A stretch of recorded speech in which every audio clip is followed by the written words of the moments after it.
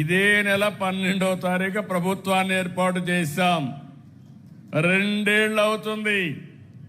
నేను అడుగుతున్నా మిమ్మల్ని అందరినీ, 2 ఏళ్ల పాలనలో మాకు మంచి జరిగిందంటే గట్టిగా చప్పట్లు కొట్టి మీరు హర్షాన్ని, ఆమోదాన్ని తెలియజేయండి.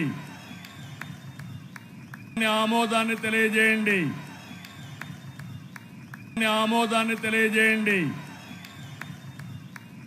ఆమోదాన్ని తెలియజేయండి.